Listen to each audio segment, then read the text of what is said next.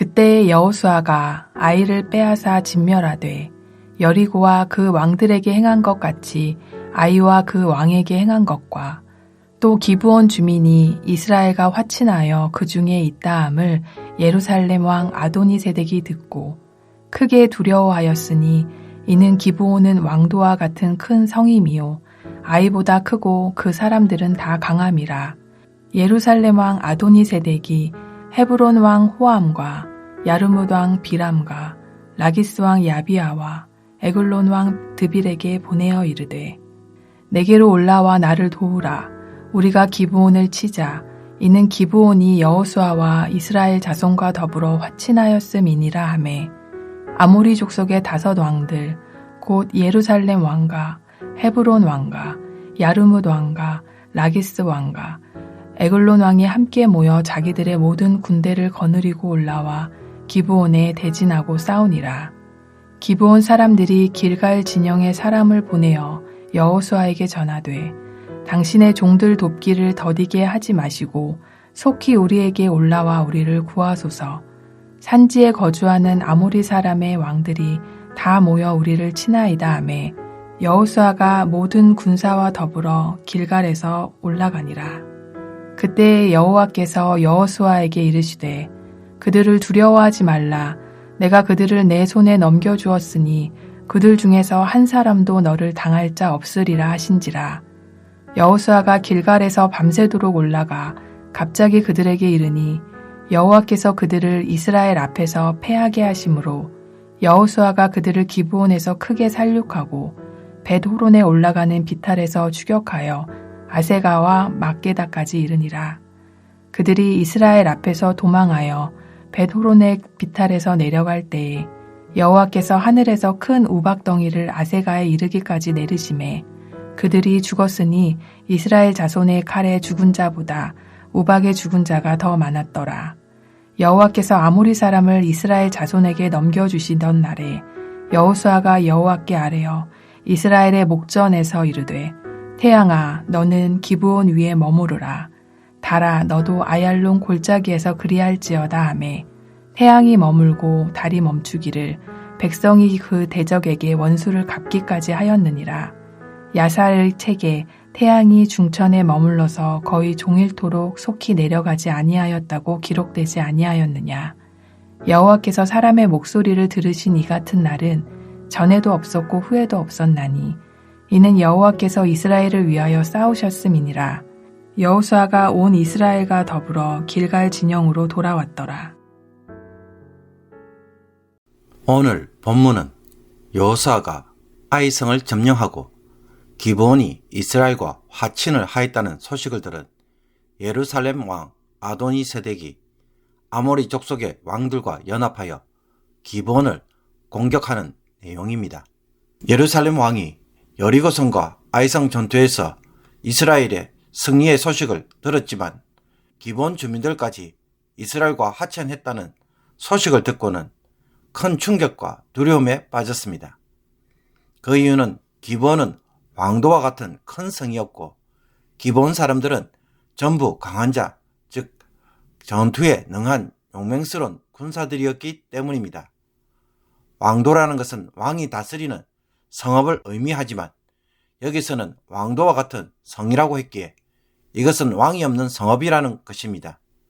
여호수아 9장을 보면 이스라엘에게 온 사신들은 이렇게 말합니다.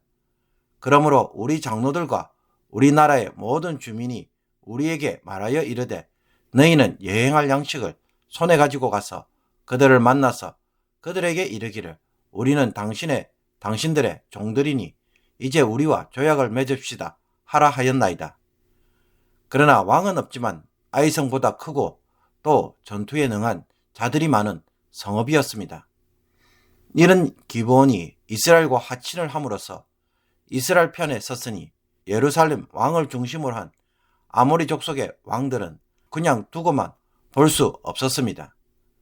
예루살렘 왕을 중심으로 헤브론 왕, 야르뭇 왕, 라기스 왕, 에글론 왕은 연합하여 중부에서 남쪽 지역으로 진격하려는 이스라엘을 저지하기 위해 제일 먼저 자신들을 배신한 기브온을 공격하러 올라갑니다. 아모리 족속의 5 왕들이 연합하여 공격하러 온다는 소식을 들은 기브온 주민들은 즉시로 길갈에 있는 여호수아에게 도움을 요청합니다. 기브온 주민들과 이스라엘은 소위 종주권 언약을 맺었기에 여호수아는 봉신인 기브온 주민들을 도울 책임이 있었습니다. 종주는 영주 또는 강한 나라를 의미하고 봉신은 소작인 혹은 약한 나라로서 봉신은 종주를 섬기는 조건으로 보호를 받을 의무가 있기 때문입니다. 여호수아는 모든 군사와 용사와 더불어 길갈에서 기브온으로 올라갑니다. 이때 하나님은 여호수아에게 승리에 대한 확신을 줍니다. 그들을 두려워하지 말라. 내가 그들을 내 손에 넘겨주었으니 그들 중에서 한 사람도 너를 당할 자 없으리라. 이 말씀에서도 보듯 하나님은 여호수아가 기브온 주민들을 돕고자 결정한 것에 대하여 지지해 주시며 이 전쟁에 개입하시는 것을 보여줍니다. 비록 여호수아와 족장들의 성급한 잘못에도 불구하고 언약에 신실하고자 하는 행동이 하나님 보시기에 선하였기 때문입니다. 언약에 신실한 하나님을 닮은 행동인 것입니다. 여호수아는 하나님이 주시는 약속을 따라 군대와 함께 밤새도록 이동을 합니다. 길갈에서 기브온까지는 약 40km 거리고 또 오르막길이기에 쉽게 갈 수 없는 행군이었음에도 불구하고 단숨에 도착하여 기습적으로 공격합니다. 10절에서 보듯 이 남부 연합군과의 전쟁에서 주도하시는 분은 하나님이십니다. 여호와께서 그들을 이스라엘 앞에서 패하게 하심으로 그 결과로 여호수아는 그들을 크게 살육하고 아세가와 막게다까지 추격하며 쳐서 승리하게 됩니다. 하나님이 이 전쟁에서 주도하시면서 싸우시는 방법은 2번에 걸친 개입이었습니다. 첫 번째는 아모리 족속의 연합군이 벳호론의 비탈결에서 아세가로 도망갈 때 하나님께서는 하늘에서 큰 우박덩이를 내리심으로 칼로 죽은 자보다 우막에 맞은 자들이 훨씬 많게 하셨습니다. 두 번째는 여호수아의 기도에 응답하여 하늘의 태양을 멈추게 하심으로 낮 동안에 충분한 시간을 가지고 전투를 할 수 있게 해주셨다는 것입니다. 이것은 단순한 기적이라기보다는 폭풍의 신 바알과 바알담으로 숭배하는 태양을 하나님이 마음대로 조종하시는 것을 보여주시며 가나안 주민들이 섬기는 우상들은 헛된 것임을 가르쳐 주십니다. 하나님이 창조하신 피조물에 불과하다는 것입니다. 그런 후에 여호수아는 군대와 더불어 길갈 진영으로 돌아갑니다. 그러므로 14절에서도 말하고 있듯이 여호와께서 사람의 목소리를 들으신 이 같은 날은 전에도 없었고 후에도 없었나니 이는 여호와께서 이스라엘을 위하여 싸우셨음이니라. 하나님은 이스라엘 역사에 전무후무한 엄청난 일을 하셨습니다. 이 세상에서 누가 자기 백성을 위해 큰 우박을 내리시고 태양과 달을 멈춰 서게 할 수 있겠습니까? 오직 하나님밖에 없고 이스라엘 백성들만이 그 특권을 누렸습니다.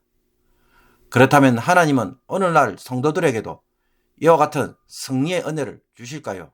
성도에게는 예수 그리스도의 십자가와 부활 사건이 최고의 승리의 사건이고 은혜와 기적입니다. 여러분 다시 한번 생각해 보십시오. 만약 큰 우박과 태양과 달이 멈추는 기적과 우리를 위해 예수 그리스도께서 십자가에서 죽으신 사건이 주어진다면 여러분은 어떤 승리의 기적을 선택하실 것입니까? 우리가 지금 누리는 죄에 대한 예수 그리스도의 십자가의 사건은 여호수아가 경험한 이 사건들보다 훨씬 초월하는 사건이고 비교조차 할 수 없는 사건입니다. 모든 믿는 자들에게 또 영원한 구원 역사이기에 지금의 우리가 더 복된 자들인 것입니다. 그러므로 이 아들을 주신 하나님이 우리의 삶을 어떻게 인도하실까요? 우리에게도 승리를 누리도록 반드시 역사하시고 삶의 현장에서도 도와주십니다. 로마서 8장에서 바울은 누가 우리를 그리스도의 사랑에서 끊으리요? 환난이나 공고나 박해나 기근이나 적신이나 위험이냐 칼이냐? 라고 질문한 후 이렇게 대답합니다. 내가 확신하노니 사망이나 생명이나 천사들이나 권세자들이나 현재일이나 장래일이나 능력이나 높음이나 깊음이나 다른 어떤 피조물이라도 우리를 주 예수 그리스도의 안에 있는 하나님의 사랑에서 끊을 수 없으리라. 성도 여러분, 이것을 믿고 나갈 때에 그 사람은 하나님의 구원하시는 십자가의 능력을 매일 체험하게 될 것입니다. 여호수아가 승리를 약속하시는 하나님의 말씀을 들었지만 자기 판단에 어떻게 아모리 족속 연합군을 이길 수 있을지 의심하고 염려했다면 어떻게 되었을까요? 그 말을 믿지 않았다면 어떤 결과가 일어났을까요? 다시 한번 생각해 보십시오. 하나님이 무능력해서 하나님이 계시지 않아서가 아니라 그의 불신앙이 하나님의 역사를 가로막았기 때문일 것입니다. 그러므로 어떤 상황에서든지 예수 그리스도를 통해 죄에 대한 승리의 은혜를 주신 하나님을 온전히 신뢰하기를 원합니다. 하나님은 반드시 죄에서 승리하고 우리가 가는 길에 이 은혜를 베풀어 주실 것을 굳게 믿음으로 이 은혜를 오늘도 누리는 믿음의 성도들이 되기를 원합니다. 아무리 약속을 해도 믿지 못함으로 스스로 패배의 자리에서는 악한 자가 되지 않기를 주님의 이름으로 축복합니다. 기도드리겠습니다. 죄에 대한 승리의 은혜를 주신 하나님, 예수 그리스도를 통해 보여주신 하나님의 사랑과 은혜를 세상의 것과 비교하지 않게 하옵소서. 세상을 이기는 위로와 능력이 되게 하여 주옵소서. 죄를 이기는 십자가의 능력을 깊이 체험함으로 세상에 자랑하는 성도가 되게 하시며 세상에 도리어 도전하는 믿음의 성도들이 되게 하옵소서. 십자가의 능력을 머리가 아닌 삶의 현장에서 경험하도록 성령 하나님께서 우리의 마음 가운데 역사하여 주시며 날마다 마음을 새롭게 하여 주옵소서. 이 십자가의 은혜 아래 늘 머물게 하여 주셔서 하나님의 임재 안에 오늘도 거하는 신령한 기쁨을 누리게 하옵소서. 예수 그리스도의 이름으로 기도합나이다. 아멘.